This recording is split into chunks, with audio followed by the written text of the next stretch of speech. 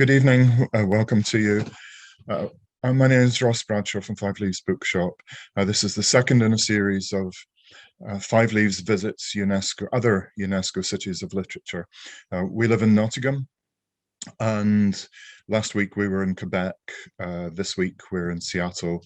Next week we're off to Nanjing, then Lviv and Jakarta, and then back in Lviv.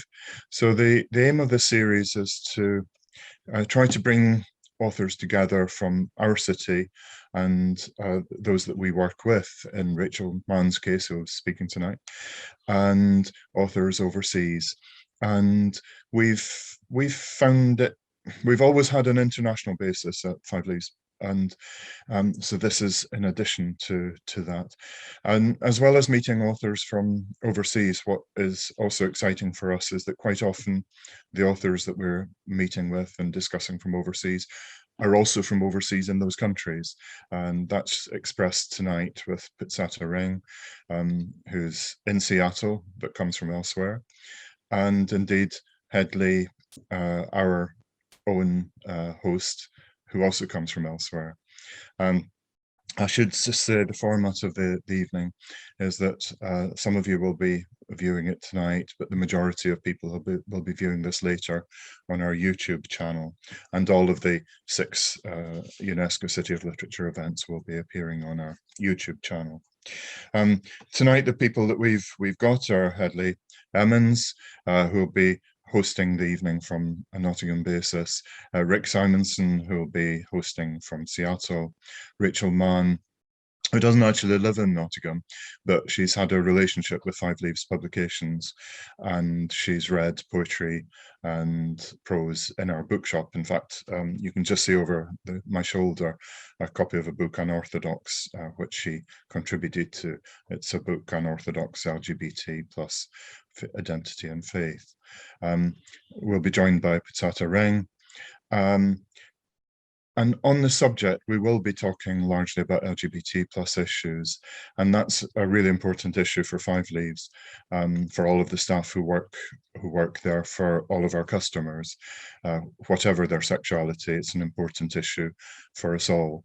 And we regularly organise LGBT events, and on November the 19th we have an LGBT afternoon, and only a few days ago Headley chaired an event with a trans author who was from Canada. So we're international, we're involved in LGBT issues, and at all good. I'm going to disappear and leave Headley to look after the rest of the evening, but on behalf of Nottingham UNESCO City of Literature, and behalf of Five Leaves Bookshop, welcome to this evening. I hope you wish to join us in Jakarta, Nanjing and Lviv, and go back to Quebec as well. Thank you.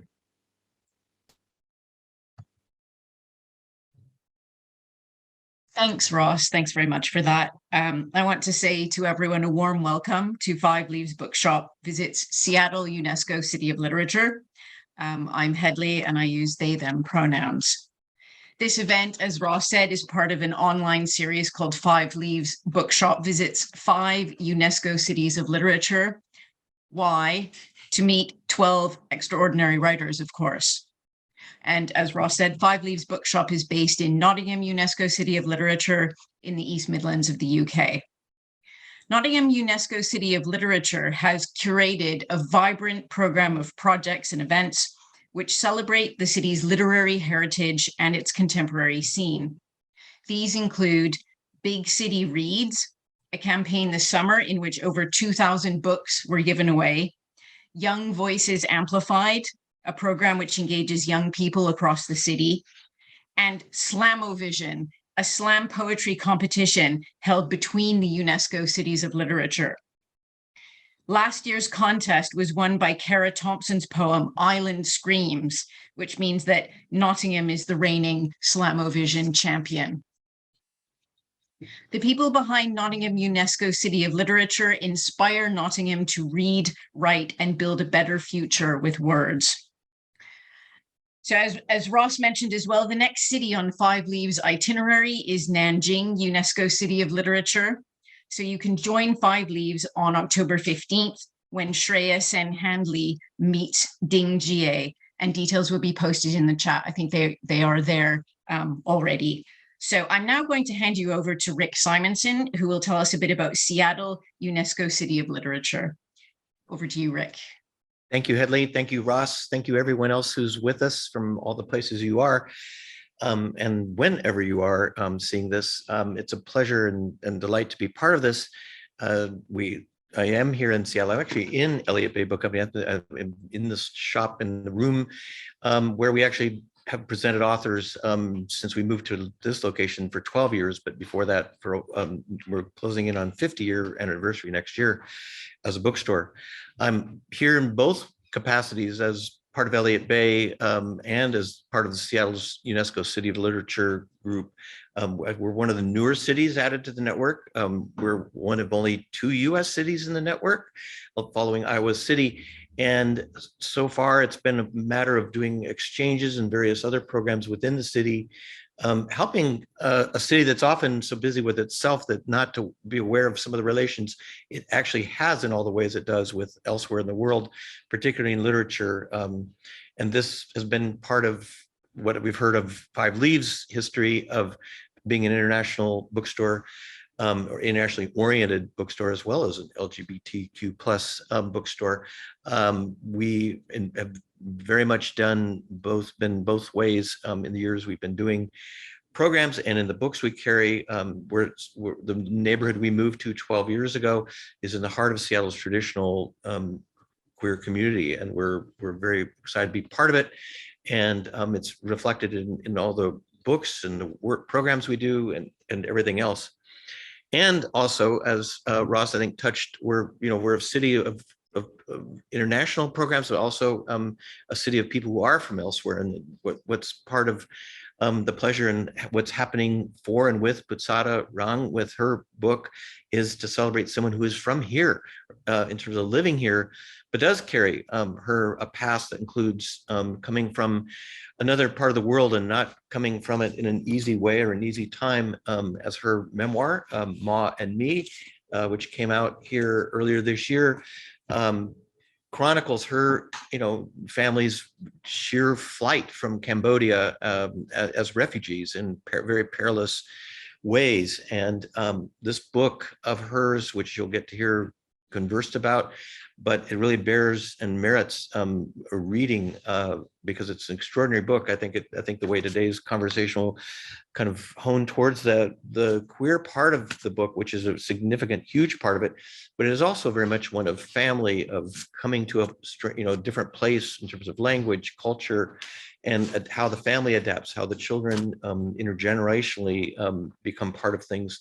And as the book goes along, not only is her own childhood of going back to Cambodia, or the contact and relations between Cambodia and here embodied, but also as an adult, going back as a journalist and doing other work. It's an adult relationship with the Cambodia, which very much continues to today. So that part of it is not always part of other stories like this where someone comes from somewhere else. And I'm going to say less, but it's been a great, exciting thing to have Putsata see what's happening for her in this book this year, in all the ways it is.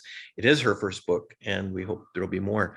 And so I think I get to now introduce Putsata and begin the part where she and Rachel will exchange, and you will get to hear them. So thank you, Hedley. Thank you, Ross. Thank you, Putsata and Rachel and everyone else.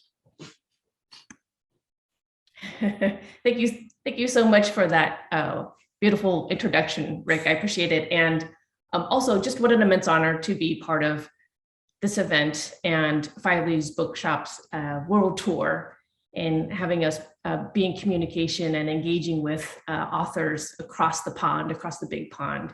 I'm super excited to be in conversation with Rachel and Hedley today as well.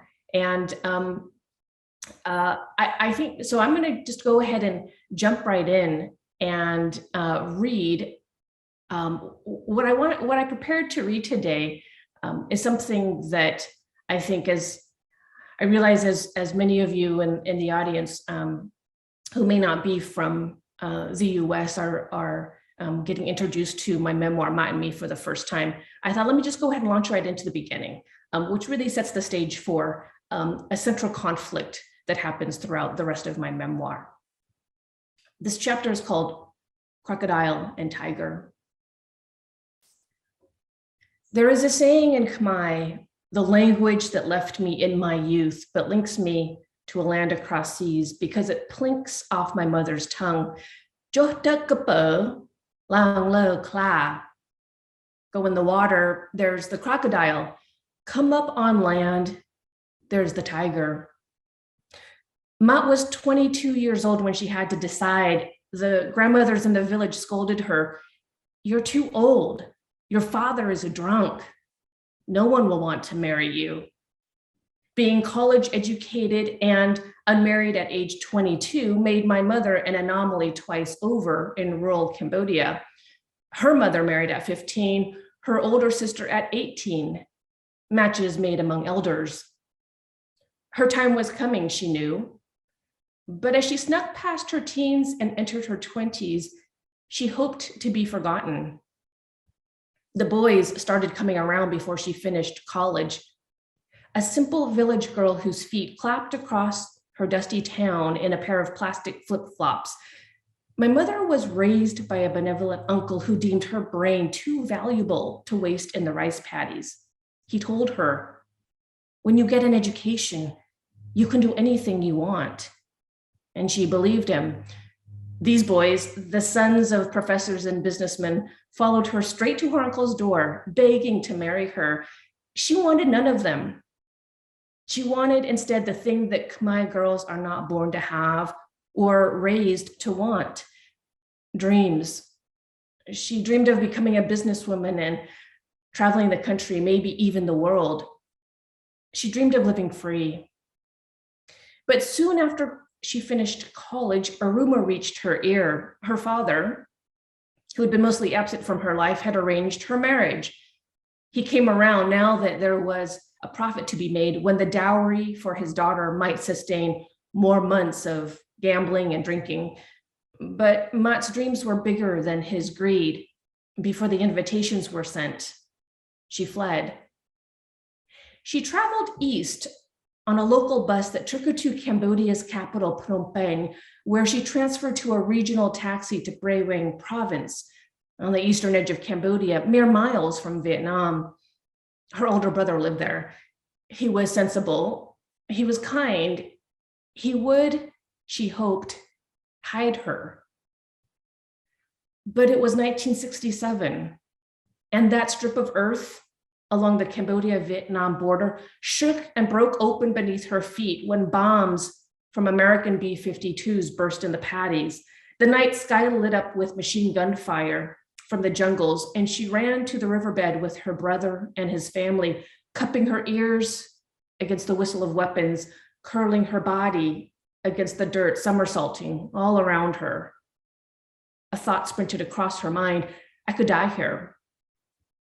In the end, a part of her did, along with an estimated 150,000 Cambodians, casualties of a Western war imported to Vietnam, then stretched into Cambodia. Collateral damage was what the Americans said. My mother realized she could stay with her brother and die trying to hide, or she could go back home and get married. What do you do when you cannot go into the water or come up on land? I was 2 when my mother taught me how to run and hide. Moi, pi, bay, rot, she would say. 1, 2, 3, run. Rot buon, run, hide. And I would scoot off the sofa and skedaddle for a far corner or a closet or a bed cover and stay perfectly still. Rot buon. I laughed and laughed when she found me, never successful in tricking her. She always knew where to look. But then 1 year later, another kind of running. Get down, Matt said, hastily fastening her seatbelt, eyes darting. Keep quiet. She had woken us kids from our slumber and rushed us to the car. Like this, I said. My body laid out on the back seat with my sister Chun. She craned her neck to check the rearview mirror. Yes, Gon. Lower. I rolled to the floorboard. My brother Soap was jumping in his seat. Where are we going? He asked, peering out the passenger side window as our mother shoved the car's gear into reverse and we shot like a rocket, clear out of the driveway and into the lamplit stillness of our street. No escape, she snapped. Stay still. Her voice starched with tension, struggling through her tears to shush her babies. I felt the ridges of the plastic floorboard, cold and gritty, stamp their pattern into my cheek and heard my own wheezing. Before she told us to duck, I'd caught a glimpse of him, standing in the darkened doorway, hands on his lips, his hands on his hips, his lips spitting words I could not hear through the closed car window. Why were we leaving my father? There was so much I didn't yet know, things about my parents' lives and our family's past that I would eventually come to learn by watching and later by asking. I didn't know, for instance, that my mother had run away from her husband, from her family before, or that duty was what brought her back every time because of my wife's stays. I also did not know that when your mother teaches you to run and hide, you will keep doing it until it forms into habit, until it becomes your very best skill. Thank you so much. That was Putsata Reang reading from Mac and Me, a Memoir. Thank you, Putsata. I'm going to introduce Rachel, and then we'll discuss both your works. So we'll have a conversation, and then after that, we'll have a bit of a Q&A from the audience as well. So I'm very pleased to have with us today the Reverend Canon Dr. Rachel Mann. Rachel is an Anglican priest, poet, writer, and broadcaster. She has earned a doctorate in English literature, as well as qualifications in theology and creative writing. In the 1990s, she transitioned from philosophy at Lancaster University to church-related community work in inner city Manchester. At the same time, she transitioned from one gender to another. She holds visiting teaching fellow appointments at Manchester Writing School and Manchester Met University, and a visiting scholar appointment at Sarum College in Salisbury. Her current role in the Anglican Church is Area Dean of Barry and Rossendale, and Rachel uses she, her pronouns. Rachel, a very warm welcome. I believe you are going to read to us from your work, Love's Mysteries. Thank you, Hedley and Put. That was an extraordinary reading. I'm not sure I can quite follow. And your reading was so personal. My reading, I guess, comes at the precariousness of life from a slightly different angle. So I'm going to read from this book, Love's Mysteries. It has a subtitle, The Body, Grief, Precariousness and God. And I guess it's a theology book, really, that is infused with human story. Forgive me, friends, if the section that I read is quite technical, but I think that it does complement what we've heard Put say from a very personal point of view. Ask most people what they mean by precarious, and they will probably say something about physical instability. They may suggest something like rickety or liable to fall or collapse. They may well be familiar with usages like a precarious existence, but they may perceive that these derive from the physical instability sense by the use of metaphor. However, it turns out that the word has quite different origins. The Latin word precarious means given as a favor, or depending on the favor of another person.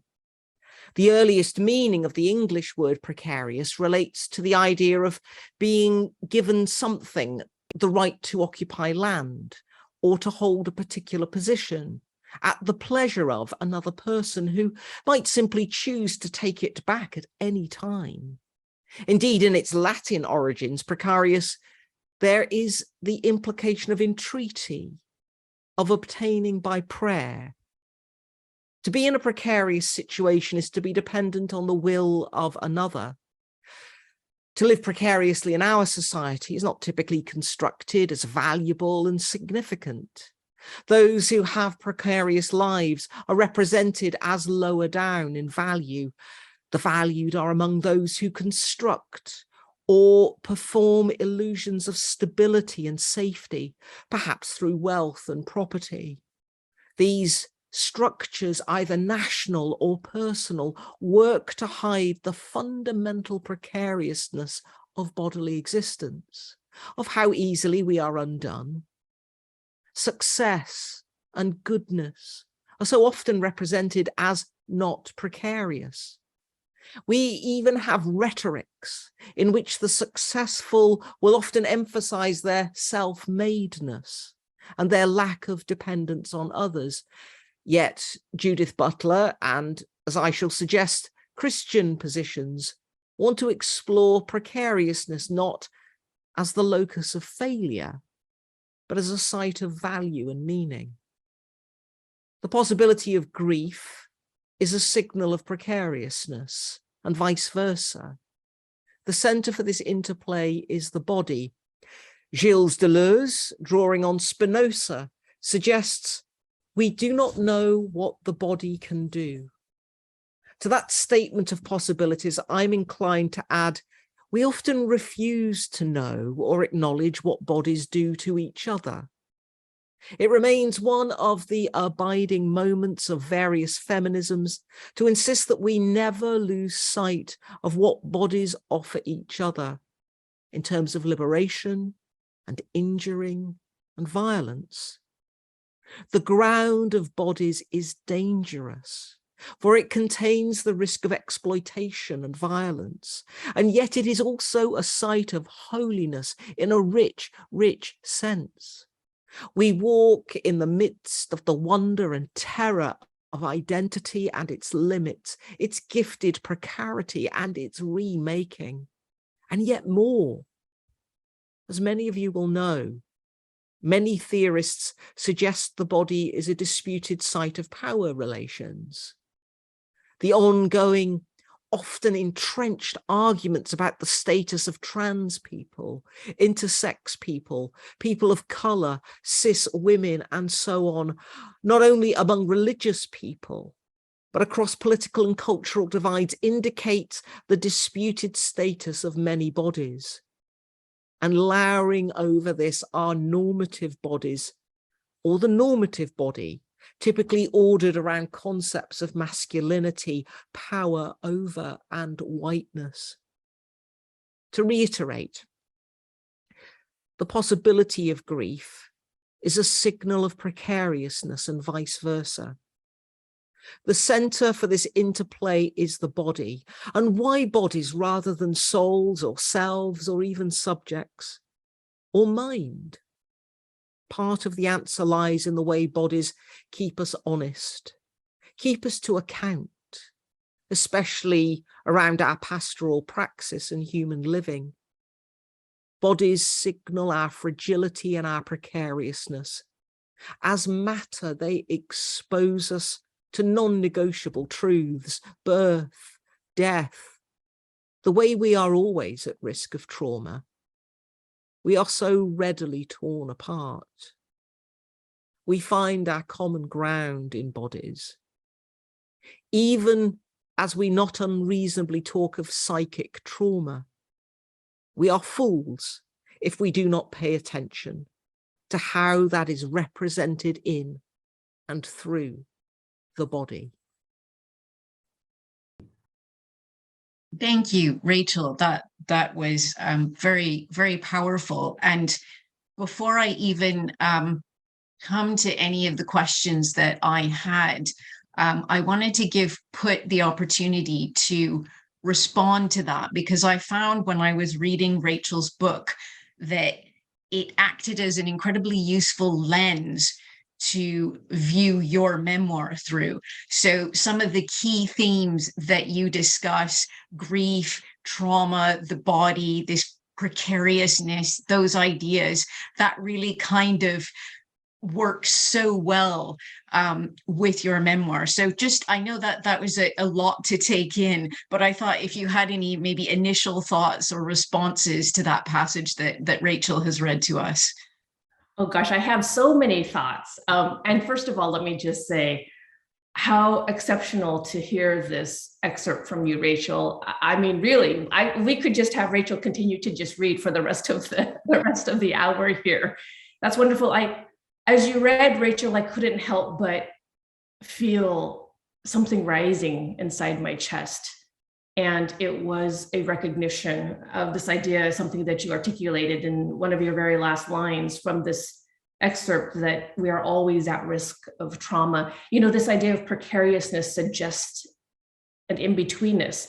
And so much of who we are as individuals, you and I, Rachel, so much of what we have tried to reach for in terms of our lives is to claim that in-betweenness and to be okay in the middle, that there doesn't have to be this extreme of either genders. There doesn't have to be this extreme of claiming one country over another, one culture over another, one language over another. And so much of my memoir really encapsulates this idea of in-betweenness. And I think I would say, if anything, what I absolutely love about your reading, Rachel, and literature at large, is this idea that we can begin to see other ways of being, other ways of existing. And it's just such a powerful, powerful theme, this idea of precariousness, because indeed, so much of what my family's history is, and my own as an individual, has been, in fact, precarious. I just wonder if I just very briefly might respond, Hedley, to that, just to say, I mean, thank you for that put. And I just to say, in your reading, one of the lines, and I'm going to get it wrong now, of course, but one of the lines which I think will resonate with me for a long time, but seems to capture that this inscription of precariousness in life, is where you talk about go into the water, there's a crocodile, and come up out of the water and there's a tiger, and this sort of sense of we can't, there's no safety in water or in air, and yet still we need to find ways to live. There's something about us finding ways through. And I think you capture in that description of the violence inflicted by an illegal and unjust war upon the people of Cambodia and Vietnam and Laos, but very specifically on your mum and your family and that sense of flight, just the way in which someone like me, who's an instinctive theorist, is trying to reach for something, for truth, but you make it concrete and real, and yet we need each other. We absolutely, and we find that in the body. That's yeah, thank you, Rachel, for that. I think that's a really nice way to bring those together. There is a very rich conversation, I think, to be had around the interplay of these two texts. And I was also very I guess captured by that image of the crocodile and the tiger. In Put's excerpt, you talk about some of those binaries and having to navigate throughout your life, I guess the binaries including Cambodian versus American, English versus Khmer, your first language, which you sort of lost and then regained, feminine versus masculine, male versus female partners, rich versus poor. And coming back to this point about bodies, I was wondering if you could talk a bit about the sort of the effect on the body. And I'm thinking, the sort of, I guess, reaction maybe that bodies have put under stress like that, but also the kind of visceral feeling. What does that viscerally feel like to be caught between those different binaries? So I wondered if you could talk a bit about that. Well, let me borrow a little bit of what Rachel said, which is that in terms of how I exist in my own body, it has been very difficult to find a sense of safety, because when there is danger to merely exist in one place or the other, you begin to wonder, where is it that you can safely plant your feet in the earth and safely be and be who you are? So much of the binary that happens in my memoir does indeed have to do with this overwhelming sense that I had to make a choice. I had to be either Cambodian or American. I had to be either straight or gay. That creates for a very tenuous position to be in. And so I think, in a sense for me, when I think about this idea of precariousness in terms of my body, as Rachel had so well articulated in her reading and some subsequent comments, I think for me, part of what was so critical about writing this memoir was that I was able to find a place that I could exist, and I was able to recognize and understand that I don't have to be one or the other, that it is possible for me to claim my own selfhood and live in the gray, live with the gray and the in-between, and live in the gray. And so it's tenuous still. It's like, walking on a rope across a canyon. You don't know, like you have to have a tremendous amount of balance to be able to do that. But I think that's also what makes those of us who are used to living on edges, it's part of who we are.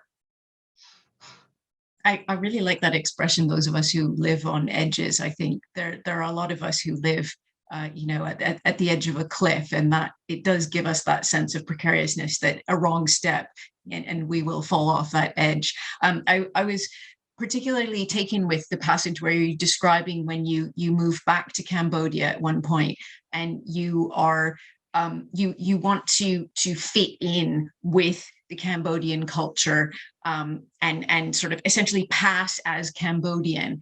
But there are always people who can identify that you are American, and they sort of see immediately that you are American. And one of the key things you asked your cousins, why do they always spot me? And they said, because you walk too fast. And it was just this moment of being kind of betrayed in a sense by your own body and your American way of moving.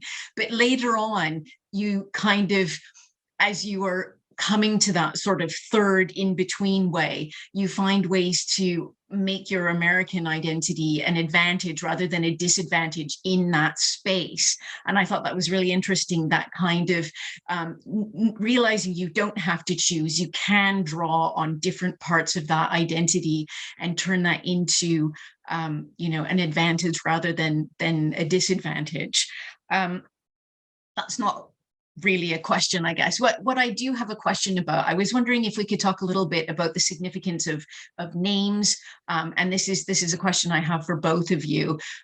So I'll start with you. From what I recall, your name, the first part is the Khmer word for Wednesday, is that right? And the second part is the name of a friend of your mother. So you have this identity embedded at the center of your own identity. And I was going to ask you, did you ever feel that you wanted to change your name to something that perhaps sounded more white American, that would allow you to fit in a certain way? I absolutely did. So much of the calculation in my life has had to do with how and where to fit in and when to fit in. It's almost a daily calculation. And indeed, when I was younger, I absolutely wanted to change my name. For a long time, I thought if I could have a name like Patty instead of Put or Putsata, it would just make my life so much easier. And of course, now as an adult, I think, well, that's just ridiculous. I love my name, just as it is. It's very unique. But you bring up something that I think is so important for us to have some dialogue around, which is which is this idea of, can we, I guess one of the central insights or one of the central questions that I try to grapple with in my memoir is this question of, is there a way that we can be who we are while maintaining fidelity to other parts of who we are? In other words, I am comprised of multitudes. I am both American and I am also Khmer. And is there a way in which I could own one and hold on to one while maintaining fidelity to the other? And I love the fact that, you brought up this, how my duality manifested physically in my body, in terms of that it was my body and walking quickly that really gave me away as being American. And in a similar way in which in language, how there's code switching in language, I think how that manifests physically is that there is shape shifting. We bend and move ourselves in a way into spaces in order to fit in and to not stand out so much. And I think that this is part of the human condition, is that who among us doesn't strive to fit in, doesn't strive to belong? We all of us want that. Yeah, thank you for that question. Thank you. I'm going to ask Rachel as well. If you were okay to talk a little bit about the name Rachel, and why you chose that name and that significance for you, because I think, social transition is a really important part of transitioning for trans people. I use my chosen name, and it took me a long time to find a name that I liked enough to use. So I thought maybe you could talk a little bit about that. Yeah, gladly. Although it feels such a long time ago now, 30 years, pretty much this year since I transitioned. Interestingly, the poem which I'm going to close with in the second reading is about names, and names matter because names signal something about how we want to be read and seen in the world, about our place in the world. Being someone who transitioned socially, and I guess in every way I could, but also transitioned in terms of name, that had significant implications in terms of my family and human relationships. And that generated friction, but also, I think, creative sparks. I mean, there's a sense in which I like to think, and I think it is true, that for my immediate family, it's kind of unimaginable for me to be other than Rachel now, which is quite extraordinary in so many ways. So yeah, I like to think that maybe this name found me rather than I found the name. I mean, in the sense that I'm a heart person, but I can be very cerebral about how I fit and sit in the world. And I think this is really embarrassing to say this now, but I think when I first started to think about what might be a female coded name, I thought, I'm going to go for something that's really super femme. And then I just thought, my body just will not be able to live this name. I will not be able to live into this name and reality. And Rachel's a really interesting name. Of course, it's a biblical name. It means you, as in EWE, female sheep, not terribly exciting, but there it is. It's a Hebrew name. I'm not Jewish, but I clearly have a very deep connection with biblical tradition and the Bible. But it's feminine, but it's serious as well. And I felt that, I mean, at the time, I was very much looking at becoming a philosophy academic. And there was a sense in which I felt being Rachel would enable me to live into the world in such a way that I could inhabit it seriously, but also there was no doubt. And I've become less binary the older I've become. But in my early 20s, I was massively binary. It was sort of male or female, absolutes. And so I needed a a suitably femme name, but I also needed to have a sense that it couldn't be. I mean, think of the frilliest feminine name possible. I just don't think my body could sustain that reality, because I just ain't that femme. And nor would I want to be anymore. Yeah, how we do, I think in general, we have started to see a number of things, including gender, on more of a spectrum now, rather than just binary. So maybe there is, that gives a lot of hope for people who might be straddling different identities or holding multiple conflicting identities. You don't have to choose one. You can situate yourself within various intersections and, you know, places where it is possible to hold those. I just wanted to pick up on something that I saw as potentially another kind of interesting connection between these two works. And in Love's Mysteries, Rachel, you talk about the different parts of the body through this sort of Christian lens. And I was wondering if you could remind us how you talk about the lungs particularly as they sit within the body, and in that that sort of paradigm that you're invoking there. Because one of the things I was also thinking was, you talked in the book about having asthma, and I was thinking about the lungs, and I think if I have remembered this correctly, in traditional Chinese medicine, the lungs are the site of grief. And I thought that was another interesting kind of connection between those. I don't know if there's sort of a similar kind of maybe interpretation in Cambodian traditional medicine, but it just seemed like a kind of interesting significance there. So, Rachel, if I can ask you to maybe talk us through how you interpret or how you see the lungs in your paradigm.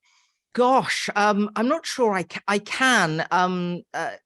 This feels rather, because I want to talk about the whole body, and of course I do talk in Love's Mysteries about different parts and aspects of the body. I mean, clearly in Christianity, there's a lot of talk about the body of Christ being the body, the community, but also this sense of our particular bodies being able to be transformed ever more into the likeness of Christ.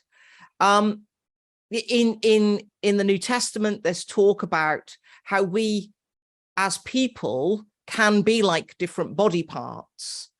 The lungs, are a site of, they are a kind of intersection point as I see them, because there is this sense of, just as, I mean, we have with skin and other parts of the body, but very clearly this drawing in of the world.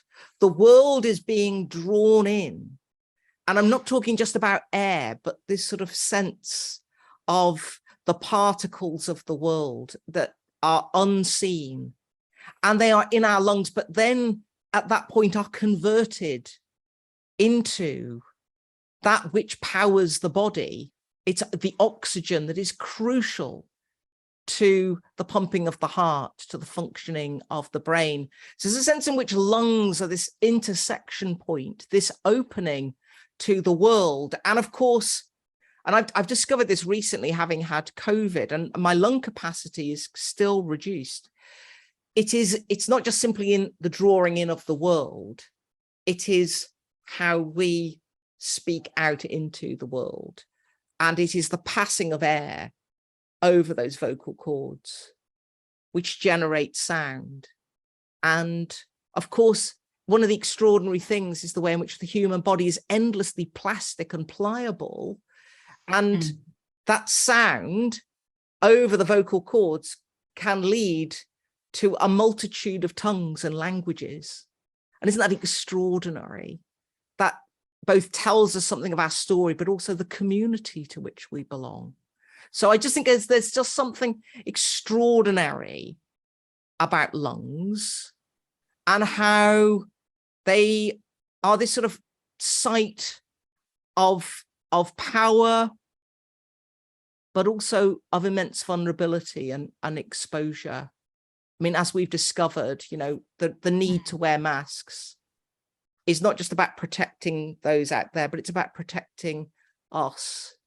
So it's just this sort of tipping point of our bodily reality that is unseen, but is also utterly in the world. And that's, I quite like that point as well about the air is sort of the interface, and that, that comes into the body and becomes a part of us and then goes out again. And so there are a lot of kind of liminalities and liminal spaces in that. And again, kind of challenging this idea of a clear binary between inside and outside. Do you want to comment on that? And in terms of lungs, I was wondering if it might be possible to connect this to the concept of sang-kun, which you talk about in the book, and that idea of sort of having a debt, if that is possible. Otherwise, we can maybe pick that up after. It is, and actually, well, first of all, let me see how extraordinary your reply, Rachel. I just found myself kind of swept away into how well you articulated this idea of lung as metaphor in our bodies. And indeed, this idea is that just the physical placement of where lungs are in our bodies as being the intersection of where our organs that have to cooperate and connect and network with each other to make our bodies function. Just the physical placement of those lungs and how important that is and what that means. And I think so much of, going back to what you had said, Hedley, about this idea within the Chinese culture that the lungs are where grief gets held. And and that's a new piece of information to me. And I want to thank you for that, because to me, it connects so many dots that I wasn't aware of. I don't have an equivalent. I don't have equivalent information to offer in terms of my own Khmer culture, but it's something that I will ask my mother. But what I will say is that the dots that were connected for me in that way, in terms of lungs being sort of the site of grief, where grief is held, does indeed have so much to do with the Khmer notion of sang-kun. And the Khmer notion of sang-kun is that sang-kun means that that you have come into a debt. And in the context and the culture of where I'm from, it's two things. It's when you are born a girl in Cambodia, it is said that you owe a debt to your parents for bringing you into the world, for raising you, and that the only way you can repay that debt is through marriage, at which time your debt will be transferred to your husband. However, there was no husband for me. There was a wife. And so in that sense, I feel perpetually bound to that debt. But the other piece of that, specific to me and my origin story, is that debt from when my mother saved me on the boat when my family escaped Cambodia. We were 3 weeks at sea and I was very sick. And the captain of the ship had encouraged and even perhaps ordered my mother to throw my lifeless body overboard, worried that the corpse would contaminate the other 300 refugees on this boat built for 30 people with 300 people on board. I think that it was in that moment that my mother chose to keep me, that I really recognized, and when I subsequently heard the story when I was growing up, that, oh, I owe her this debt. So it's a two-pronged debt for me. It's being female, but it's also being saved. And so I feel that very much in my lungs. And perhaps indeed that my asthma is a manifestation of that deep grief. That's sort of how I see it, and just listening to both you and Rachel, and this is a pretty phenomenal dot that I have connected here, and so I'm going to carry this forward to my next talk. Thank you both for that. Fantastic. I can see that we're actually sort of getting to the point where I was going to throw it open to the audience if there are any questions that anyone would like to type in. So do put any questions in the box. I don't see any there at the moment. So if you do want to add any, that would be great. But in the meantime, I think we will carry on with this fascinating conversation that we are having, which has joined some dots for Put, which is always exciting when you have that kind of moment of insight. We've got one according to, I cannot see the question. Is there any way that you can share it with me? Oh, here we go. Okay. So this one says, wonderful conversation. You have both written and spoken about the ways that others might try to own our bodies. How can we push against this without reinforcing white supremacy, which tries to claim women's body? I am including trans women, of course, from Karen. So thank you, Karen, for that question. I'm going to ask Rachel if you'd like to address that. So how can we push back against this owning of bodies without reinforcing white supremacy? I'll pass it over to you. It's an easy one to start with. I mean, it's profound. I mean, thank you so much for that question. It's my brain's going in so many different directions. I think the first thing I want to acknowledge is how feminism is always caught in this double bind. And I'm thinking specifically about pushback and how pushback might work, and the risk of feminisms turning into what is sometimes called, boss girl white feminism, which I think is a kind of imperialistic strategy. I think for me, and this sounds horribly weak when I say it out loud, but it's something to do with trying to find a kind of solidarity, community, and a potent adjacency. What I mean by that is recognizing that, I mean, my experience as a trans woman is going to be very different to Put's experience. I mean, and there is a sense in which we all carry individual stories, but as those who are people who've experienced othering, is to search out and listen to each other into speech and find those places of solidarity. And sometimes when I say adjacency, what I mean is that instead of trying to claim each other's experience or turning it into a hierarchy, or something in which, the degree of one's victimhood trumps someone else, is to say, I just need to recognize that sometimes I can't be the one to speak into this, but someone else can. I'm going to be the follower here, and sometimes I can be the leader because of the specific challenges that are coming up. But I think it is in solidarity and community. It's in listening. It's not just in listening. It's in being receptive, people who are receptive, and acknowledging that actually we're complete failures if we're individualistic. I mean, that's just another capitulation to consumerism and capitalism, actually, that we have to start from a sense of, let's discern what the community is. But you can tell from my answer that I'm floundering a bit. I don't think you are. I think it is really important to understand your own positionality and where your own privilege and marginalization intersects, and when you do need to listen, and when you can use your privilege to amplify marginalized voices. Put, do you want to respond to that question as well? Yeah, and absolutely, Rachel. That was a fantastic shot at response there. Much better than I'm about to do now. But I do want to just piggyback off of what you were saying, and also place this in a little bit of an even or more of a specific context, which is to say that when I think of white supremacy and this idea of who we are and how we can own or claim our own bodies, that so much of that has to do with we cannot talk about white supremacy without talking about power and who holds power in our societies.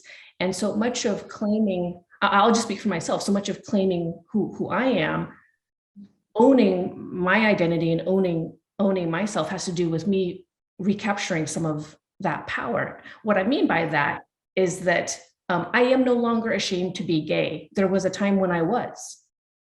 There was a time when all the messaging I got from society was that who I am as I exist, whether that's being Asian American or being gay, is not acceptable, is not correct.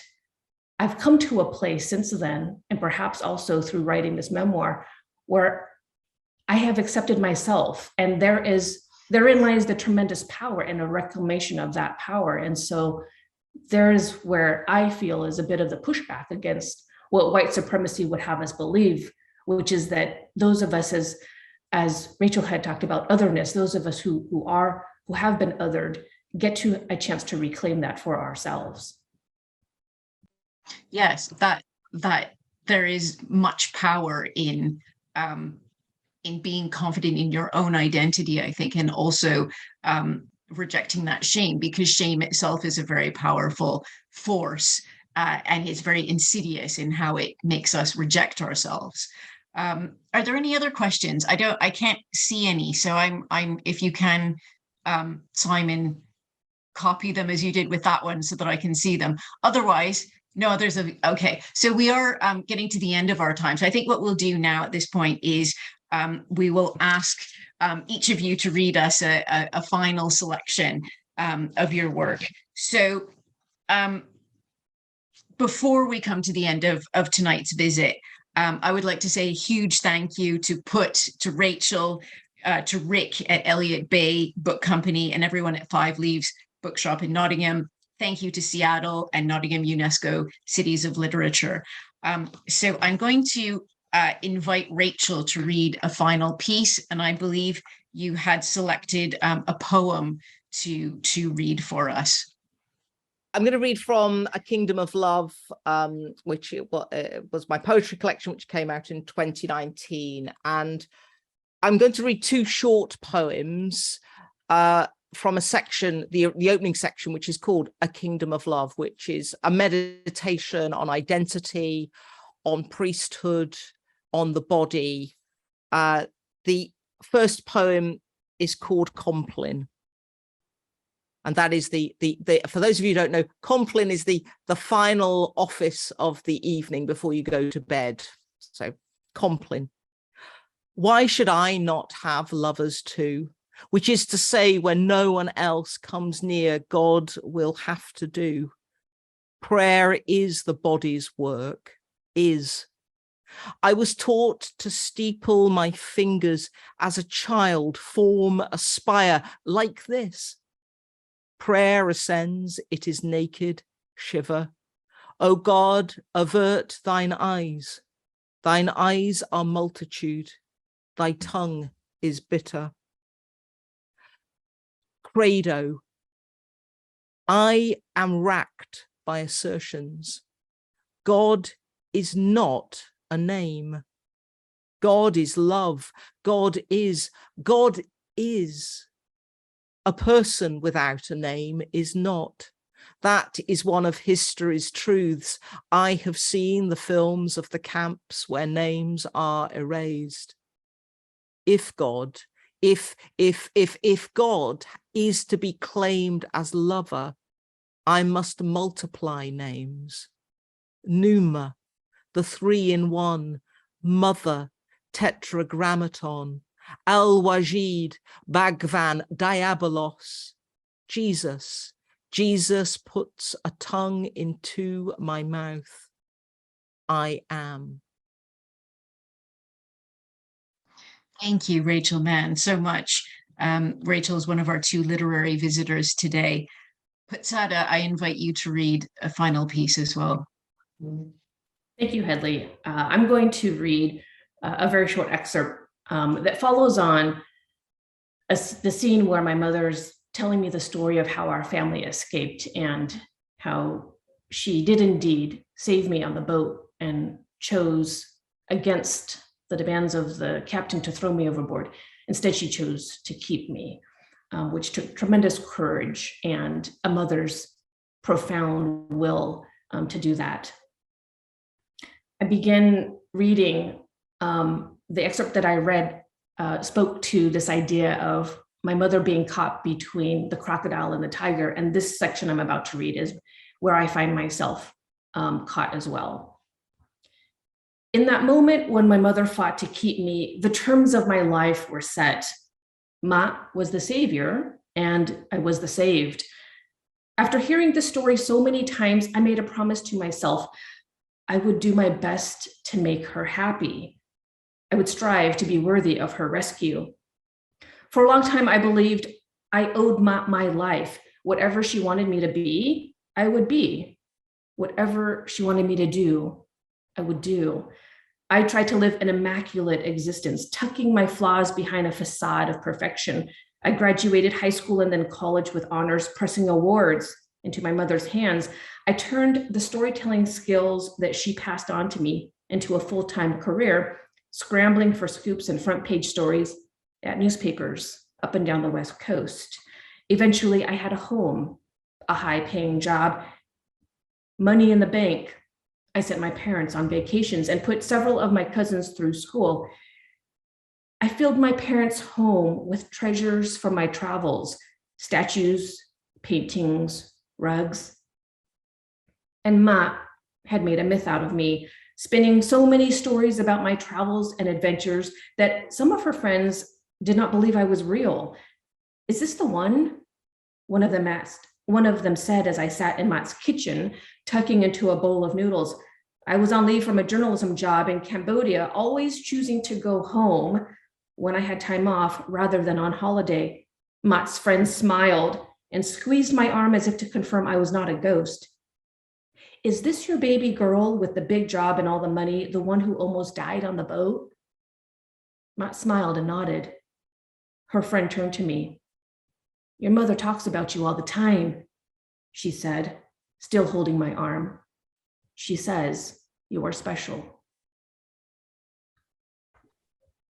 Thank you. Thank you so much to Put. That was Put Reang, our Seattle literary visitor today. Thank you to Rick as well from Elliott Bay Book Company. And of course to you, our audience. Good night.